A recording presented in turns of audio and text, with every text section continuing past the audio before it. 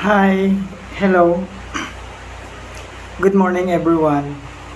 Eto na naman tayo, magbabanabati na naman tayo. Ayan, magtsatsa po tayo ngayon magbanaba. Pero bago ang lahat, hi vlog! Welcome to my guys! Ayan, magbabanabati na naman tayo. Ayan po siya pag natuyo na yung banaba leaves. Ganyan po ang itsura niya. Yan. Nakapagpakulo na rin ako ng banaba leaves and then iinumin ko na lang po. Ang banabati ay napakaganda po sa ating katawan.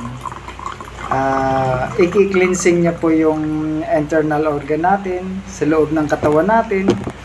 Kung ikaw po ay high blood, diabetic, yan, mataas ang uric, may colon, yan, prostate, yan, lilinisin niya po siya, i-neutralize niya po ang lahat. Yan. Kaya magbanabati po tayo is napakaganda po sa ating katawan, i-cleansing niya po. Kapag may UTI po kayo, yan, aalisin niya po, lilinisin niya po yan. Tatanggalin niya po yung UTI niyo. Dahil napakaganda po nito. At saka pag mahina po kayo umihi, yan, papagandahin niya po. Kasi pag nainom niyo po ito is i-cleansing niya po ang katawan natin. Yan, napakaganda po. Magbanabati na po tayo mga kaibigan. Ito po, salamat po sa Diyos Ama dahil binigyan tayo ng ganitong klaseng na halamang gamot. Isa po siyang puno. Yan, nabanaba.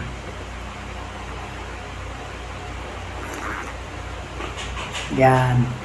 Papagandahin niya po yung ihi natin. Hindi po kayo makapupo, 3 to 4 days, constipated po kayo, inom lang po kayo nito. Yan, everyday. Yan, napakaganda po. Kaya mataas po, acidic po kayo, yan, maganda rin po yan. Inyo-neutralize niya po. Inyo-neutralize niya ang buong katawan mo, internal, external organ mo po. Yan, kaya magbanabati na tayo. Maraming salamat po at mapagpalang araw sa ating lahat. God bless po.